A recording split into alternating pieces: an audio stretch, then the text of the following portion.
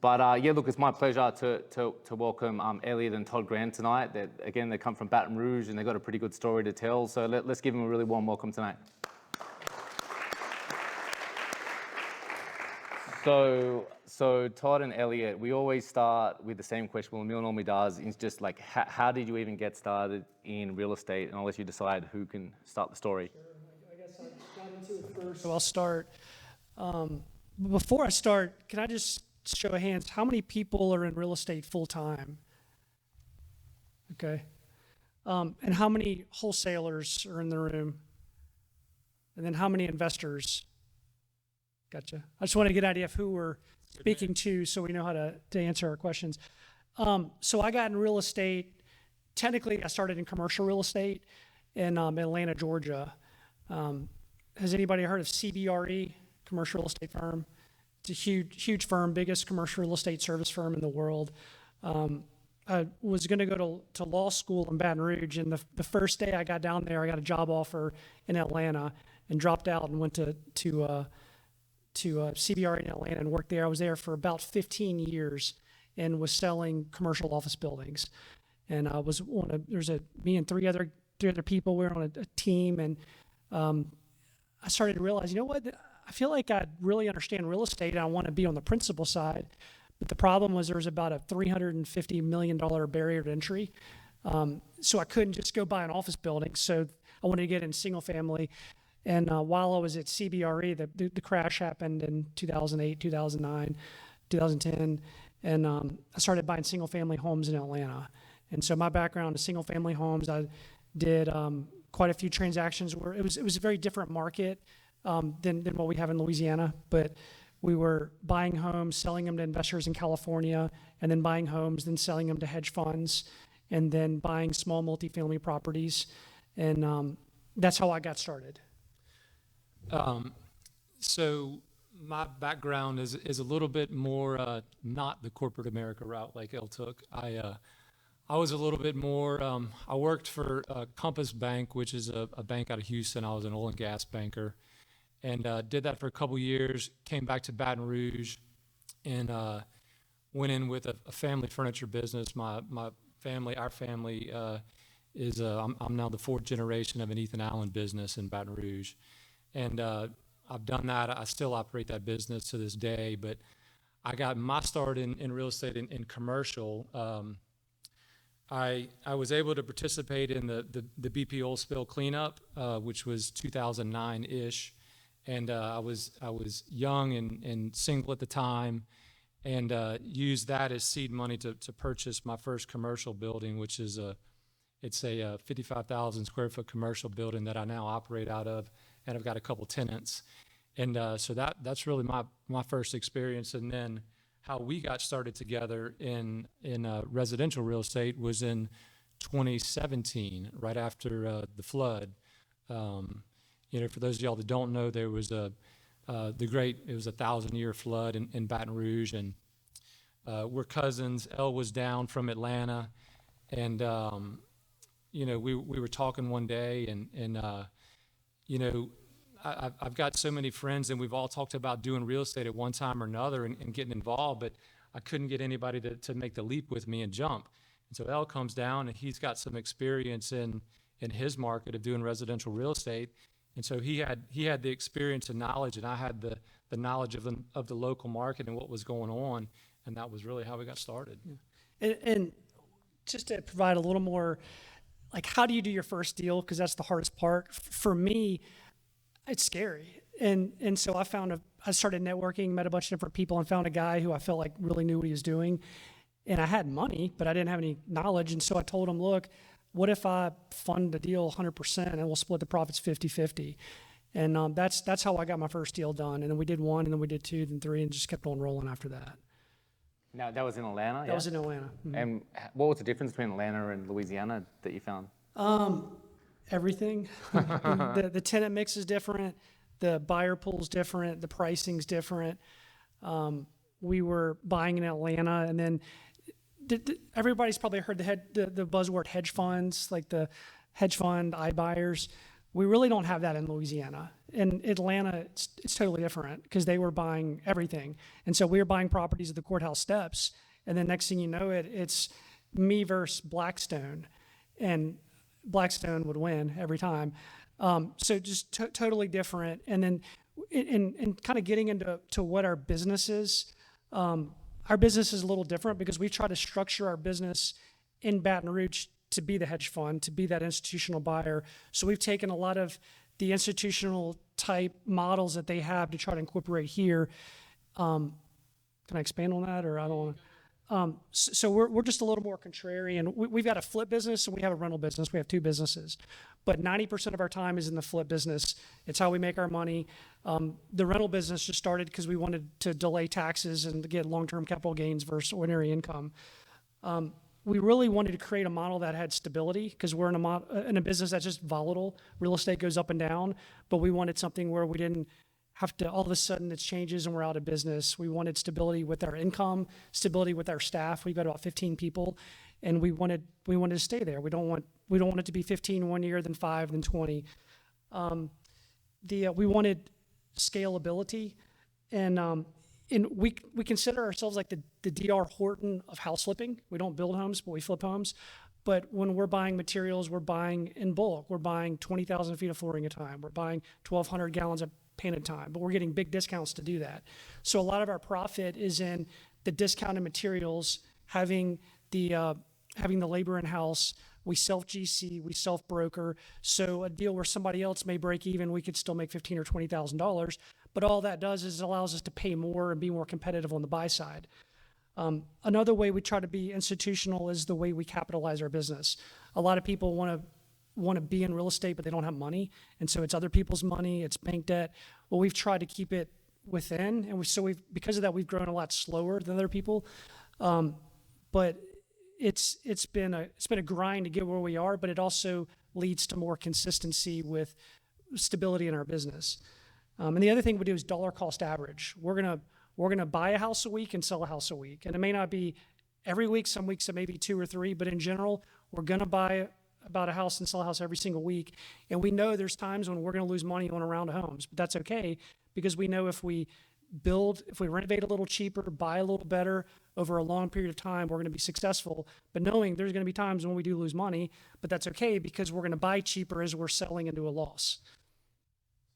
So that's awesome. So let's get back to that, but take me back to when you were after the floods in 2017, right? So you finally found someone that you can do real estate with. So how did you start in buying houses in Baton Rouge then? So there was a guy here that he was trying to get a hard money loan, and so he talked to us about lending money to him, which we were going to do, but he wouldn't give us the mortgage lien on the houses he was buying, and we weren't okay with that because we didn't know how much debt he had in his other LLCs or personally, and so Todd said, "Why don't we just do it ourselves?" So we drove around town. I was in town for Thanksgiving.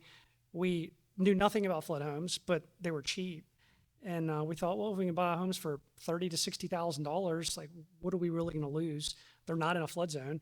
So we bought 2 homes that weekend. And then we realized, like, we can't find labor, can't find materials. So I had crews in Atlanta. We sent down with trailers and materials, and we bought 2. And within 60 days, we had flipped them, and thought, well, let's buy 4. And then we did 4. Then we thought, let's buy 8. So we just kept on buying more and more flood homes, and did that for a number of years. And then the flood homes became less and less. And so we thought, why don't we try to buy some small multifamily? Why don't we try to buy some non-flood homes? So then it just kind of evolved, and we would take calculated risk, but new risks, and enter different areas. And so today we buy in St. Francisville, Plaquemine, Slidell, Hammond, North Shore, just kind of all over. We bought a couple in New Orleans last year. We bought, I think, 4 in Laplace last year. So we've gotten more diversified in what we buy, the sizes of the deals we buy, and then the areas we buy. And so in that, when you're buying those flood homes, like how were you finding them? Was it just you could see them? Were you driving for dollars, or how do you acquire those first few homes? Yeah, that's the question, is how do you find your deals? The first few were through agents, so everything was on MLS, and then we got into sheriff sales. So we buy a lot of properties at auctions, We buy from wholesalers, but the first few were all through agents. Yeah, I mean, I think pocket listings most times. It's just agents that we had relationships with, and I mean, at the time there were thousands of flood homes, and so there wasn't enough buyers, or there wasn't enough material, there wasn't enough labor to do them. So at the time, you could find them pretty easy. And a flood house that was selling for 150 or 200,000, you were buying for 50 or 60. So the numbers just worked. Was it pretty obvious that it was going to come back? Because I know, like after Katrina, there was fear. I guess Baton Rouge. Like, was there concern that you were going to be able to sell them, or was it pretty obvious that you were going to do well? I guess that's where the risk was, and that's where everybody would talk about doing it. But at the end of the day, our principles were we want to buy houses that haven't flooded more than once. We wanted about generally probably 95% of the houses we bought were not in flood zones. And we made sure that the flood level didn't get more than about 2 feet in the house. And so, but I mean, a lot of the houses that we bought were in neighborhoods that were 1960s or 70s build that had very little renovation work going on. So yeah, I think it was taking a risk, but it was in, quality, affordable housing. It was an amount of money that we were okay losing to begin with. And once we had house money to play with, then it was just didn't really matter at that point. We just kept on reinvesting it. So talk to me about that. You like the 2 to 4 to 4 to 8. So were you just putting back in the business? Were you taking profits out? Were you working still at Syria, or okay? So you had a full-time job at the time. So I didn't quit my job till about 2018. But yeah, we reinvested. We really didn't start taking money out of our business until about a year ago. Every dollar we made was reinvested back in the business. And now we're finally got to a point where we're now distributing the profits. But that's 7 years. It took a while. And that really supercharged our growth. Elle continued to work till 2020, right before COVID, and I continued to own my furniture business, even though most of my time is dedicated to our real estate business. And so, fortunately, I was able to continue to live off my full-time hustle at the time. And Elliot, I'm married with kids, and Elliot's single and able to save a lot of money. So we really benefited from being able to, everything we made, we put right back in. Yeah, we've seen that theme for people that have come on our meetup, and that had like a lot of people that kept jobs, and there's some power in being able to compound your growth, invest back in the business, not eat your seed corn. So that's really interesting. And I think the other thing too, it's important. Everybody's got a different story. I did not believe in debt until rates were at 3%. But I corrupted him on that. But our first deal, we were all cash because there's a whole lot less risk. But once you're doing, your first few deals and you're getting on a loan, that mortgage payment doesn't stop. So when you're dealing with all cash investments at a low number, it's just like you're half of replacement cost. Once you're renovated, I don't see any risk in that. And people think, I remember my mom just crying. Like I told her I was investing in Louisiana, but it's like, once you understand the risk-adjusted return, this is safer than being, as long as you're insured correctly, it's safer than being in the S&P 500. It's just, you need to understand your risk and how to mitigate it. That's really interesting. So tell me, I remember you talking about, you didn't believe in debt. So why do you think that is? Is that, and what changed you to then believe in debt? For me, I wanted out. I didn't want to go back to, I never wanted to wear a tie again. And we were in a position where if we didn't mess it up, I wouldn't have to go back to that. And so the only thing I thought that could mess it up for us was investing in a market that tanked, or for whatever reason that was out of our control, and debt could ruin us. And I've got a lot of friends in Atlanta who've invested, and the only ones who've lost everything were the ones who ever leveraged. And how did you corrupt him, Todd? What was your opinion on debt, and where did you get to? So we're both conservative by nature, but I would say Elle's uber conservative. I think we started as flippers, and that's really our bread and butter. But we wanted something to stabilize our cash flow when the flip market inevitably dries up. It ebbs and flows. And so I think to grow a rental portfolio, even though we were reinvesting all our money, if you're buying a house and you're all in for $120,000, there's only so many of those you're going to be able to do in a year, and still be all cash. And so, you know, our rental portfolio now is probably leveraged at about 30%. So it's still very lowly levered, but and so, you know, if you're a Bigger Pockets fan, they'll tell you, you know, to buy, and if, as long as you have $100 to $200 cash flow, you're good. But we could essentially live off ours if we had to, if the flip market dried up, because we've been disciplined and remain lowly levered. I think the debt, the way I got on board was when banks were offering 3% debt. It's like, if we can't beat 3%, then we shouldn't be in the business, and I shouldn't work for myself. I need to go get a job. And so that's when we started taking out debt to grow our rental portfolio a little bit. And now it's all, what's the spread over the debt? At the time, we were doing deals and making about an 11% cash on cash return with 3% debt. So like, back the truck up, you know, get as much as you can and scale it. And now debt's 7%. So we wouldn't do a deal with a 7% return. We probably want to be at a 14, 15% cash on cash and get a real healthy spread in there. And there's just not as many deals like that. So I'm not opposed to that now. It's just deals got to be that much better. It's really interesting that you're obviously very conservative. You know, you talk about like, you know, debt, etc. But then you're also, we bought 2, 4, 8 multifamily. So it's interesting, just that you're being conservative but aggressive at the same time. So what do you make of that? I don't know. We felt like we were always at the limits of our comfort, and there's been, you know, many times where, you know, if you guys have had houses and one gets delayed, if you got a sale that's lined up to sell and you're waiting on a couple $100,000 to come back and it gets delayed, that can get you in trouble real quick. So, no, I think it's opportunistic. I'm not scared of taking risk, but also when I was in commercial real estate, I had clients all over the map. I had some clients that were, you know, literally billionaire families that had no debt buying commercial office buildings, and then some that were private equity firms that were 90% LTV that lost all their equity in deals. And so after seeing what happened and having meetings in commercial real estate with clients sitting there crying, like, it's just, you kind of see, where do I want to be on the risk spectrum? And for me, it was less debt. It's like you can try to push and get that little bit of extra return, or you can just take your foot off the gas a little bit and just sleep better at night. And that's just the lifestyle that I wanted.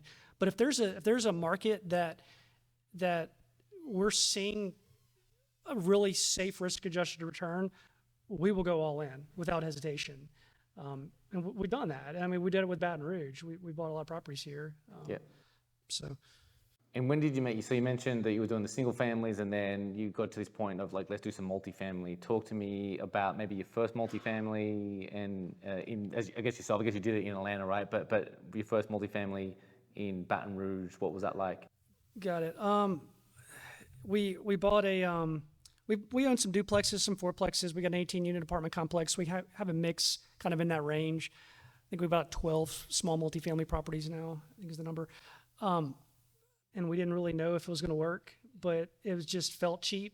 And we ran the numbers and thought, okay, if we can be in this for $35,000 a door and we can rent for $800 a unit, it's not a great return, but we're going to learn from it. So we thought we're just going to buy it as really our master's in multifamily, and it's a cheap price to get your master's in multifamily. So that's really how we looked at it.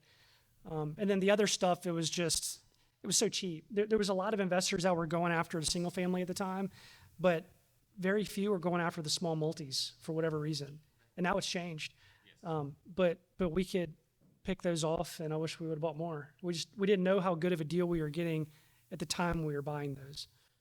And I think too, on the multifamily deal, it's kind of right in the heart of Baton Rouge, and it's not in the best area, but if you go literally half a mile or quarter mile as the crow flies, you get into $1 million homes. And so if there's any appreciation whatsoever, it would be good. Yep. And you talk to me about buying at the sheriff. You buy a lot at the sheriff's sale, right? That's daunting, right? Like, what's your strategy for that? You have less protection. How do you approach that and make it work? It's a lot of work. Does anybody else buy at sheriff sales at foreclosure auctions? No, no one here. Oh, I can't give our secrets away. So it's a lot of work. We track. Right now, we how many auctions do we track? I don't know, 7 or 8. About 7 or 8. And we've got an operations person, and so every auction's different. Auctions are Wednesday mornings at 10 o'clock. Every parish will do them at different times. So some weeks we could have 4 auctions, some weeks we could have 1 auction. And so Jillian will prepare all the information. Sometimes they'll give you the address. Sometimes you got to go dig for the address. They'll give you descriptions of the property, but not the addresses. And so we'll then comb through all that, or she will, and then put together a map of all the houses in a spreadsheet that tells us the last sale date, the loan amount. Some properties start with an opening bid, some start at cost. And so we have the information, and Todd and I will cull through it and then figure out what we want to drive. And we'll go drive whatever houses that week we want to drive. And then we check title, and we check title in-house, because you don't know what you're getting, and you do get liens. And sometimes you're bidding on a house and it's a second mortgage. And so you buy it, and then surprise, you owe this house subject to the primary mortgage, and you've just lost a lot of money. So it is tricky. At first, we didn't know everything, and we've made every mistake you can make. We bought the wrong house twice. We bought a trailer one time. That was Todd's mistake. We bought one house, and we knocked on the door to ask the person to leave and tried to evict them, and found out that we bought the house down the street, and she called the cops on us. But there's risk. It's a lot of work. It's competitive. There's a lot of investors at the auctions. So I feel like we go to the auctions because we've got mouths to feed, so we need work for our crew, because our competitive advantage is our crew. And so if we're low on inventory, we'll go to the auction to get a deal that we can maybe make a little bit, but at least give some work to the guys. And that's, we make our money typically on the off-market stuff, but the auctions is the filler deals. Okay. And tell me, because you're trying to keep your team busy, tell me about your team. So you mentioned there's 15 people now. I'd love to hear about that team. But before you even get there, who was your first hire? Who'd you hire first, and how did you think about that growth? So the first guy was from Atlanta, who was our construction guy. And he's worked with me in Atlanta, and he was probably 50% of his time was with me and my business partner in Atlanta. And we bought these flood homes, and ever since then, he's been full-time for 7 years. And we had, it was him, and then he had a couple of guys with him. Then it grew to 5 people, then it grew to 7 people, then it grew to 10 people, and it just keeps on growing. And so we've got labor, we've got our labor crew in-house, and then we've got an operations girl that helps with leasing and fielding calls. Then we've got, sorry, I'm getting ahead of myself. No, go. This is good. Yeah, and the labor crew goes anywhere from, simple painting or sheetrock work, all the way to trim work. The only thing that this crew does not do is, mechanical work, heavy electrical work, but we do all our plumbing in-house. So we've got one crew. So that's why cutting our teeth on the flood properties was really got us going, because and we could really turn them quick because we had one crew that could do everything. We weren't having to, wait on different contractors to come in. And part of the reason we've grown slow is because a lot of them moved from Georgia, and they're moving saying, look, like we're moving our kids here, we're moving our families here. How long is this going to last? One of their wives said to me, I know this is real estate, it's volatile. I don't want to move my kids to a new school and have to move back to Georgia in a year. Can you promise me that we're going to be here for a while? And so part of it is we want to have that stability for us and for them. So was that your advantage then? Because I guess, so labor was really hard, right? Because it was all the houses were damaged. It was really hard to find people. So you had your connections in Georgia, and you were able to pull that labor in. Was that part of your advantage? Oh yeah, because they were buying materials in Georgia and then shipping it to Louisiana on trailers, because you couldn't get materials here either. So yeah, it helped. That's really smart. And so tell me, also now you got 15 people. Is that how's it break down? Like, is it mainly labor? What do you have besides labor? Your operation girl? So we have one operations girl that that handles most of the administering of our rental portfolio. We have one maintenance man that probably dedicates 50% of his time to our rental portfolio. Any house that we bring into our rental portfolio is typically a fully renovated house, and so there's not a whole lot of work. Once you get it in and you get it in the system and they've lived in it, the first tenant has lived in it a few weeks, there's just not a whole lot of callback. So that's why we're able to scale to 85 where we're at right now. And I feel like we could do 50% more houses and really not have to change our crew. But the bulk of our crew is focused on our flip business. So the other 12, 13 roughly is in our flip business. And our maintenance guy Skilled. We hired him from LSU. He was the maintenance guy for the Lod Cook Hotel.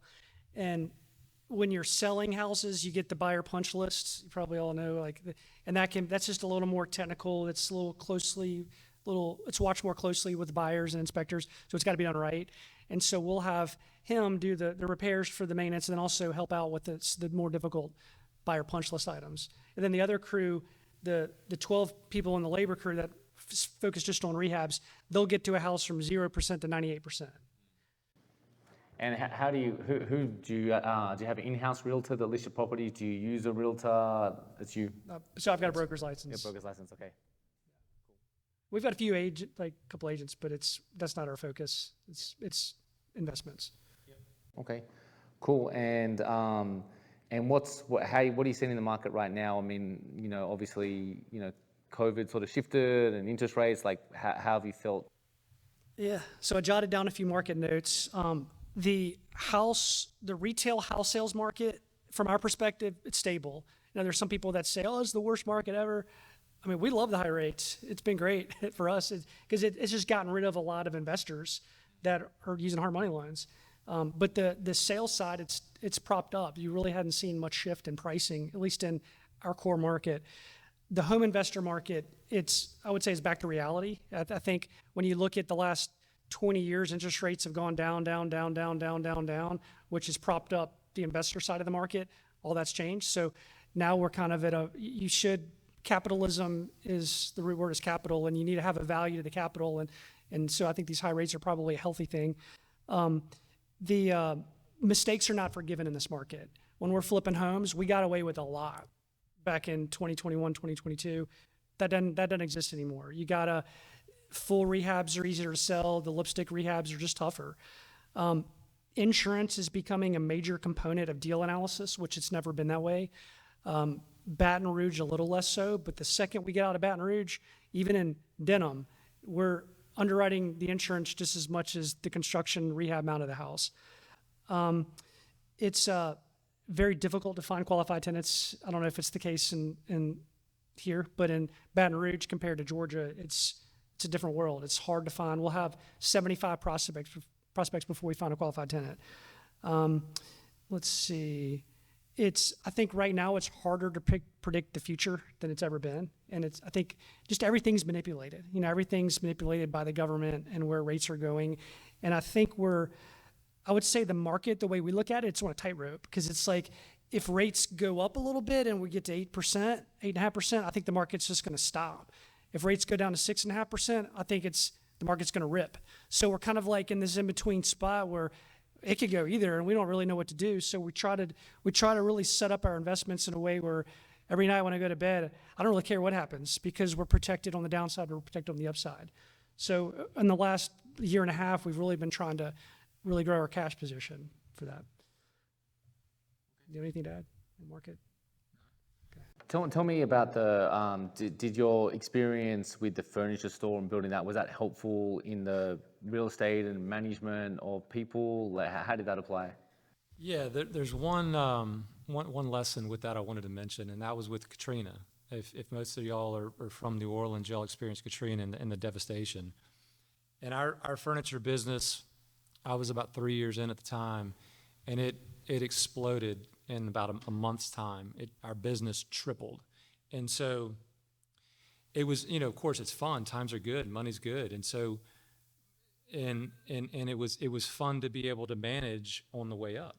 But the downside is 2 years later, business dropped 50% and you had to manage on the way down. And so the lesson that I learned, there was a 150-year-old furniture store in town. It was the longest standing furniture store in town. And in 2007, 8, right as the Baton Rouge Furniture Market was the best literally it's ever been, it's never been this good ever since, they went out of business. And I knew the folks, and they were good operators. It was a family business. They were well respected. But I just learned that, you can push your people too much. And there's times where you have to manage your growth. And there's times where you can get out over your skis. And in hindsight, they took a time that, business was booming, and they tried to couple that with, a brand new software system. And then they tried to couple that with, a full renovation of a 100,000 square foot building, and it was just too much. And then when you start having a couple defections within your staff, you can't replace those people. And so, really learned, I guess, that you have to be careful sometimes when you're going to step on the gas and manage that growth, even in good times. And management's been something, because we kind of hit a wall. I feel like every 2 or 3 years you get to a point in your business where you got to make some sort of process change in order to get to the next level. And like at Philly, it was a big one for us, and having software with our properties. And then we realized last year we really had to hire somebody to help. So we had to grow with people, because we kind of got as big as we could without people. And so then now we've had cultural problems. So it's like, how do you have a vision and keep everybody positive and everybody aligned with the same vision? And so management's been a part. Todd's been helpful with managing at the store, because I didn't have management experience coming into this. And it's been a challenge for me to learn it. But we do have a policy now where if anybody says something negative about somebody else, we call that person on their cell phone and put it on speaker, and they have to say it to them on speakerphone. Oh, really? So, Okay. so all the negativity's gone away. I like that. So do you have like core values? You have to do those sorts of things, vision? I mean, I would say our core value is make as much money as possible. I mean, with also providing a great product, like obviously the good things. But no, I mean, we're entrepreneurial. Like we're in it for the scoreboard. We want to win, and we want to grow the business and be profitable. Why? What drives you guys? What drives you, Todd? Like what's your why, would you say? I mean, it's really cool to go into a neighborhood, and we've got one right now that I was at the house about 3 weeks ago, and I'd say it's a 70s neighborhood, and anytime we go into a neighborhood or a house, it's typically me that's going to be meeting the neighbors of the house, and typically it's a rundown, dilapidated house. That's been a problem house for the neighbors for years, and to go in and be able to tell them, hey, we're legit, we know what we're doing, we're going to take care of this house, we're going to help begin to turn the neighborhood. It's really cool to see the experience and the joy on their face whenever they see a home that's next to them transformed, that's all of a sudden the best comp in the neighborhood, and it brings the values up for everybody. Well, you must have really seen that. I guess it must have been rewarding after the floods, right? Because there's so much devastation, and you must have been shifting the whole neighborhoods. In a lot of cases, you were the spearhead of getting it done, and there wasn't any neighbors, but yeah. So I got to backpedal, because our mission's really, we want to be profitable, but for sure, like, because we do enough business in Baton Rouge now where we do have a brand, and agents do know what we do, and it's important. When you sell a home, it doesn't sell on the day it closes. You've got that 2-week transition period after the fact where we spent $1,500 on a plumbing problem for somebody yesterday, that house we sold 2 weeks ago. So you stay with them. There is an altruistic component of when you do go into a neighborhood, you don't have to take a house all the way, and you may get to a point where every extra dollar you're spending, you're not getting a premium on that return, but you just want to do it because it just looks cool. It's fun to do it. And you're doing what's right. You are making it nicer and improving the area, and you do see it. And we will go into neighborhoods that we will take risks going into neighborhoods where there's the cookie cutter ones where you're going to go in. There's already flip homes. You know what you're going to sell it for. But there's a lot of neighborhoods, especially in these smaller towns, where you don't know what you're going to get. You're going to renovate it, and you don't know if that premium's there or not. But a lot of times you'll do one, and all of a sudden other people see it. Then all of a sudden it starts to turn the neighborhood, and it's really cool to be a part of that. But now, I mean, I think we're sorry. I was gonna say we're looking to do other things too. I've got a commercial background, so we're meeting with different people trying to get involved with some other little bit larger projects. We're looking at some other markets as well. We never want to stop doing what we're doing in this market. What other markets? Like what does the future hold for you guys? What do you want to do? What else do you want to do? We're looking in Florida. We made an offer on a house last night in Florida. We're looking there. Arkansas, the Fayetteville area, and then Dallas. Okay. Yeah, we're not going to do all three. Okay, single family, same sort of thing, or flipping, rentals. What are you looking to do? They're all different. The way we scale our business is you have to have. We can't go into a market and do what we do unless we have significant inventory. Like we can't just go buy one home and justify it unless it's Florida and we're doing Airbnbs in Florida. You can do one and then you can hire good property managers in Florida. But the scale is really what makes our business different. So yeah, I mean, if we went into Fayetteville, it would be the same thing. If we went into Dallas, we wouldn't have to do that. We could do something a little different because there's, I think, better vendors there. There's more vendors to choose from. So yeah, I mean, I think Fayetteville would be exactly what we're doing here. Florida would probably be, it's a more expensive price point too. We would want quality real estate, something that is going to withstand the recessions. Yep. How do you get you mentioned this, the inventory is obviously important to keep your people busy and so you're doing volume. How are you getting your deals? You mentioned the share of sales. I know you buy off wholesalers. Talk to us, there's a bunch of wholesalers in a room. Talk to us, maybe give some advice to them. How do you look at deals from them? And then also maybe what other channels you use? So I would say, first off, that's our selfish reason for being here is trying to network with wholesalers because that's what drives our business. And there's such a value to it. And we've talked about trying to sell direct to sellers and market to sellers, but it's just not what we do. And we stay in our lane, which is the investment construction side of the business. And when we get a wholesale deal from a wholesaler, we know you're not making that wholesale fee just for this one call. It's for all the 150 calls you made before and meetings that didn't come to fruition. So yeah, I mean, we love getting deals from wholesalers. We'll basically, when a deal's sent to us, we can look on our computer in about 10 minutes and tell you if we've got pictures, price, and an address. Those are the three things we need. We'll give you a number very quickly if we can make it work. And if we're in the ballpark, we'll go toward it. And then usually we close in about 3 to 4 business days. And go ahead. So that makes a good buyer, right? So if the wholesaler's in a room that's the sort of buyer you want. So what sort of wholesalers should they be to, be able to do deals with you and other buyers? So what do you mean by that? So what should the wholesalers do? To be a good wholesaler and, Provide pictures, price, and an address. We don't need the comps. We don't need a marketed study. We just need pictures, price, and address. And then a lot of times too, wholesalers will bring us a deal and they may not have the deal locked. I mean, they may not have it locked in, but they say, would you come with me on the appointment? And I think we can get there, but sometimes they need that other person, that other face to come in and help get the seller on board with the price they need. So we do a good bit of that with the wholesalers we have relationships with. If you want to, while you're on mic and on camera, if you want to drop an email to send deals to, if he's here selfishly to get deals, maybe throw that out. Yeah, sure. If you want deal spam? Yeah, my name's confusing, so give him your email. Mine is Todd at SHPCompanies.com. That's TODD, Todd at SHP. So wholesalers, take that down, send them deals, and tell us the areas you're buying in again.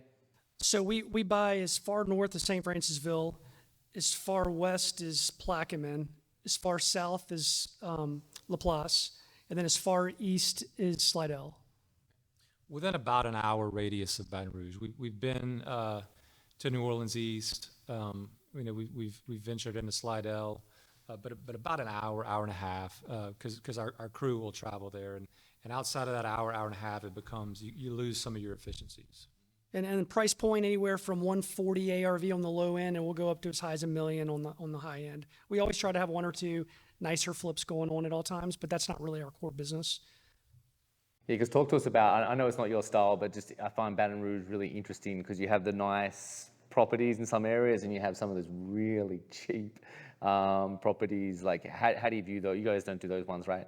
We will do cheap, but if it's cylinder block construction, pier and beam, we'll do pier and beam, but not combination of cylinder block and pier and beam. And it usually comes down to if it's an area that I'm not comfortable walking in the yard and knocking on the neighbor's doors, then we're not going to send our crew there. But we will go into some pretty rough areas, but like Todd's wife wouldn't go into some of the areas that we own homes. But no, I mean, we there's some pockets in North Baton Rouge we stay away from. That's just not safe. We've had too many thefts. We've got a crew member's car get shot at, like all sorts of things like that. But generally, if you feel safe, drive it in the area. I mean, no matter if you're at 150 or if you're at a 750 price point, the people still want good, clean, safe living. And if you stick to that value, then once it gets under 150, then you've got some people that may not want other people to have that. But if you're in that price point, whether it's 150 or 750, everybody just wants safe, quiet, clean living. And we don't do Section 8 anymore. We used to lease Section 8 tenants. There's a ton of money in the bad neighborhoods if you're willing to manage it well and do the rehabs. We just have gotten to a point where we just don't want to do it, and so we just don't do that anymore. But if you're willing to put in the effort and take the risk, then there's a lot of money to be made. And those areas need it too. For sure.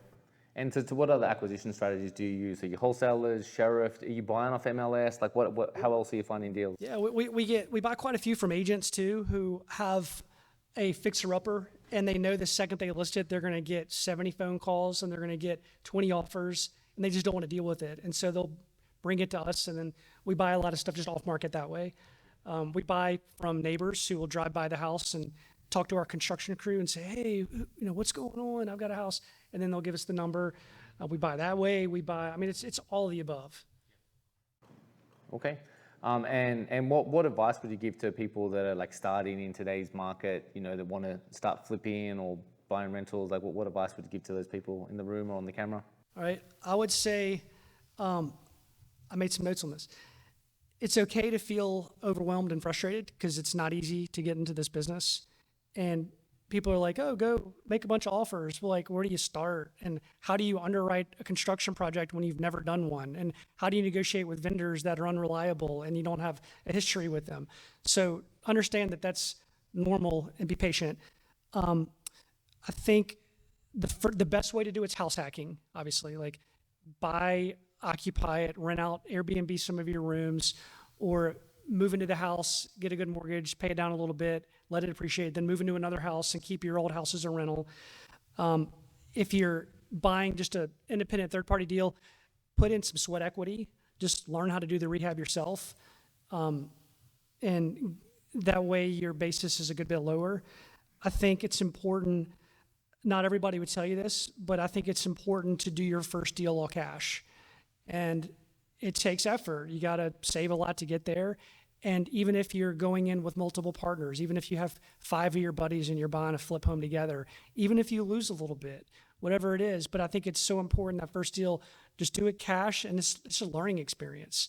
Like, who cares if you make money on your first deal? Just do a few deals, and once you get to about 20 or 25 deals under your belt, then you're going to really understand real estate, and then you can go get your debt.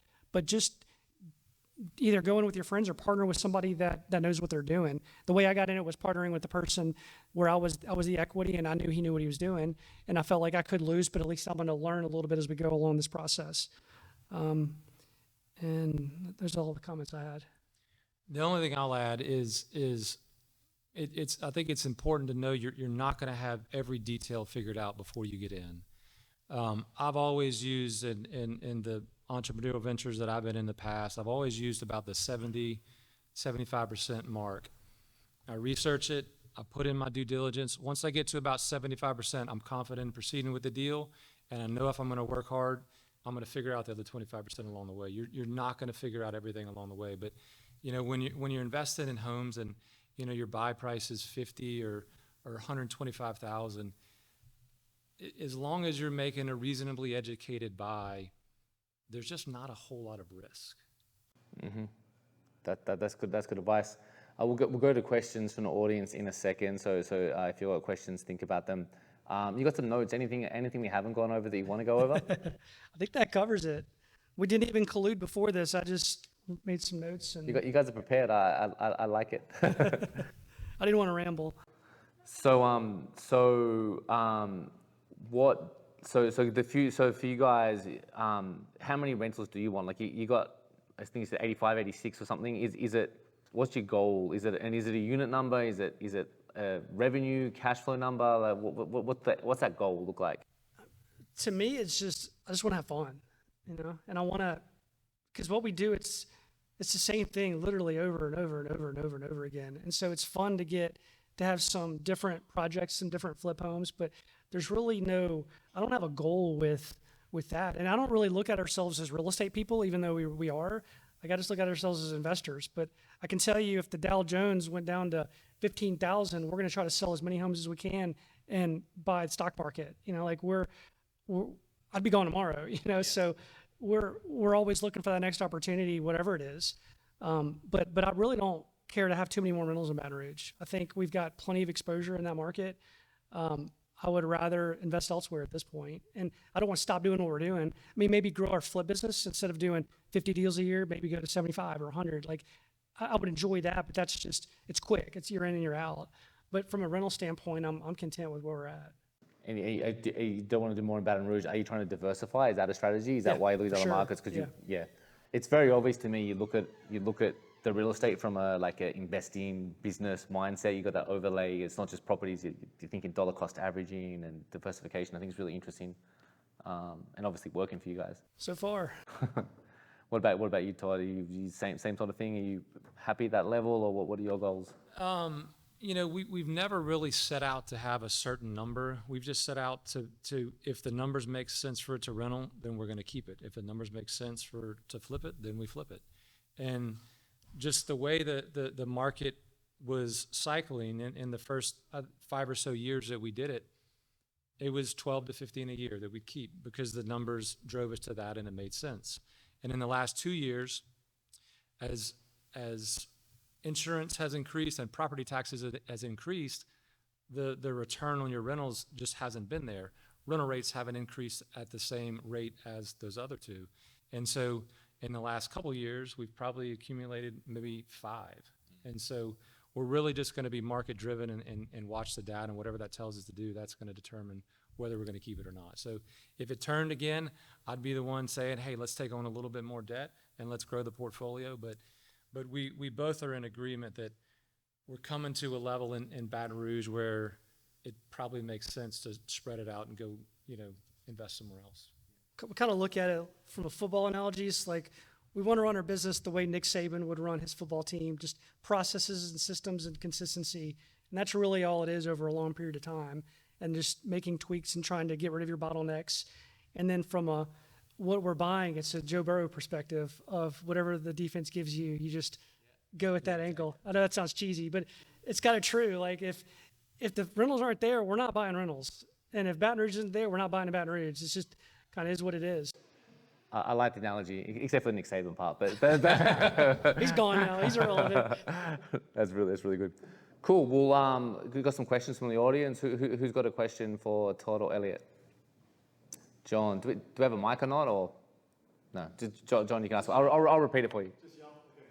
Well, I'll repeat it on the mic. So I know Baton Rouge didn't take quite as much of a hit as the New Orleans market did in terms of inventory moving over the last 18, 24 months. But it did take some. So as flippers, what specifically did you do to make sure that your inventory kept moving so that you didn't end up with a lot of it piling up, and then therefore preventing you from acquiring new inventory?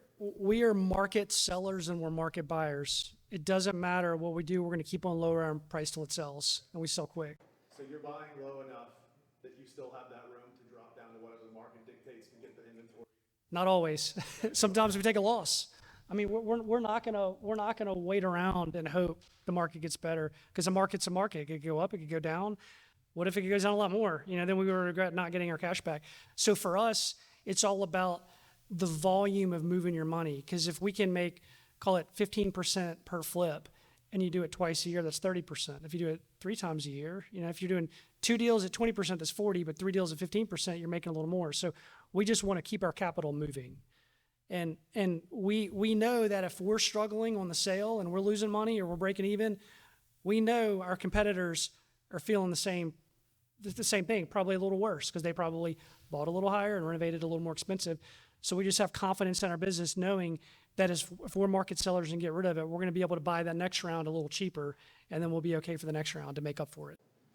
I think that's a really good answer to the dollar cost averaging down, which you've mentioned. I do see a lot of people, real estate people, who talk about I need to get this. I've put X amount into it, and like you said, the market's the market, right?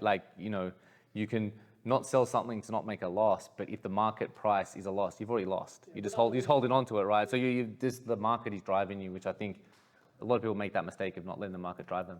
If we put a house on the market and we don't have it, under contract, or we don't have good demand within a week, then we're going to be dropping the price. Mm-hmm. And I think a lot of it, the real estate market's changed. Like back in the day, people would say, oh, a house could take 3 months to sell. But now we've got Redfin, we've got Zillow. Y'all are in a market of 1.2 million people. We're in a market of 850,000 people. If it's a fairly normal home, like you should know your market value very quickly. Everybody sees everything online immediately. So I don't think, if we go back to the days of a house taking 3 months to sell, I think it's because it's probably overpriced or something random. And I think to answer your question too, two things that we were methodical about is starting probably 18 months ago. For the previous 5 years, we had operated our flip business about 50% cash and about 50% debt. And we started to quit accumulating rentals and keep the money. And so we moved to 100% cash in our flip business. And so that's allowed us to have a leg up on our competition that continued to have debt. And I don't know, I think that's been a big factor. Yeah, it's probably driven about 2/3 of the competition. They're scared to buy right now because they're borrowing at 12 to 15% if they can even get debt. Yeah, that's been, and also it increases our return because if a flipper would need 15% profit, you now have to take that 15% profit over the cost of the capital. So we have that little extra spread in our deals because now 15's kind of turned into 19. And our strategy has always been we cut our teeth on the flood homes. And so that's what we've always done, but we've really leaned into that more over the last 2 years. It was fun to go make, $25,000 on a lipstick deal, but those became harder to sell, and they're harder to sell in today's market. So, I mean, now probably 9 out of 10 houses that we buy are the fully renovated houses that there's not a lot of surprises within them. And you come to market and you're really just best in class. And so, is the market what it was 2 years ago? No, but do we get multiple offers? No, but we're under contract usually within a week to 10 days. If you look at our profit per deal, it went up to 2019, COVID hit, it shot way up, and now it's come back down, but it's still above where it was before COVID. So a lot of people will say, like, well, I can't make money flipping homes. You can still make money flipping homes. Like, it really hadn't changed much for us. You just got to flip them right. And there's the saying, don't confuse brains with the bull market. Like, the market was so good that if you couldn't make money between 2019 and 2021, you should definitely not be in the business. Like everybody should have made money during that time. Didn't matter what you buy and what you did, you're going to make money. But now we're just in a normal market. Like you've got to be disciplined, in order to do it. But if you do that, you'll still sell stuff. We just haven't seen much we're not getting the double 200, the 2x COVID profits anymore, but it's just back to normal. Well, that was really your example that you learned from the furniture business too, right? That when they rode the Katrina and they were doing really well, they thought that was normal and they built their overheads up and went, and I've seen that for people who, like, the market was great and transaction volume has dropped, but like it actually just was like the COVID era was the anomaly. It's not that it's dropped, it's that the COVID, that if you thought that was reality, and you're basing your business decisions on that, you're in trouble. It enabled what I call the CEO model of people who didn't have any money, they didn't have a broker's license, they didn't know anything about construction, they would rely on everybody. Like they had these teams to do everything of like, I'm gonna have an agent find a deal, I'm gonna have a contractor do the work. And it didn't really matter what you bought. You didn't even have to look at your own comps. You could rely on somebody else's comps because no matter what you bought, you were gonna make money. And you just can't succeed with that model anymore. You've got to be really tight with your underwriting. You've got to really understand the market you're buying in. You've got to be really tight with your rehabs. And the rehab, you just cannot make mistakes right now. Just a roof that's a 20-year-old 3-tab roof, we used to sell that all day long, and we can't sell that anymore. And I think to El's point about, always be buying, always be market sellers, post-COVID, I don't know how it was in New Orleans, but post-COVID, the market really froze for a quarter or 2 quarters. And we didn't step on the gas, but we didn't step on the brake either. We just stayed steady. And a lot of those houses that we bought into our inventory, we were selling them third and fourth quarter, or fourth quarter and into 2021. And that's when there was nobody else in the market that was selling, and we did really well. And there will be a time, we know there's going to be a time when, it could be next week, rates go up to 8.5%. And it could just shut off, and we're going to sell into a loss, and we know it. But that's okay, because everybody else is going to be stuck, and then when we go to buy, we'll get some deals. Cool. Who else has a question for Elliot or Todd? Cool. Well, are you going to go again, Todd? Okay, you can go for it. I like y'all's model a lot. I think it's obviously very scalable. So we know, you kind of talked about what your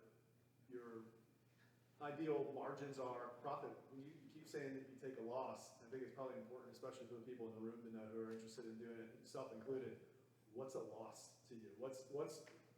Do you take big ones? Do you take little ones? Or what's a loss? What's a sustainable loss look like to you to move inventory? So I think he's over exaggerated losses a little bit. The biggest loss we've ever taken was about $7,000, I think. It was in our first 10 deals, and in my opinion, it was still one of our better ones because everything that it was a flood house.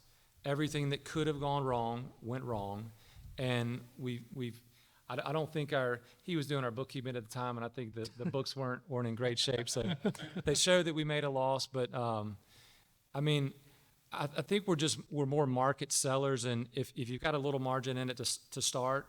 I was telling somebody earlier about our story in Laplace. Like if you got in Laplace at the right time, if you got in, post storm, and you were bringing your house to market in the spring, you could do really well because there was no inventory. Everything was under construction. So we got in early and we did really well. But then we did what he had said earlier, and we waited till we got 3 houses. We bought one, did well. They were like, all right, well, let's buy 3. So then we bought 3 right after that. Totally different market. And we waited until we got 3, and at the same time, interest rates were going up. Other houses were coming to market. So instead of being, what Steven said earlier, waiting and knowing that you want to get your number that comp said you were going to get, we had 3 different price points. We were at, high 2s, low 2s, and high 1s. And so we had 3 different price points that we were dealing with. And every single one, we cut to where we felt like if somebody was looking at a home in that price point, then they were going to be looking at ours because there weren't many buyers. Inventory was through the roof. And so we immediately cut it to where we lost a couple $1,000, but we lived to see another day and we moved on to the next deal.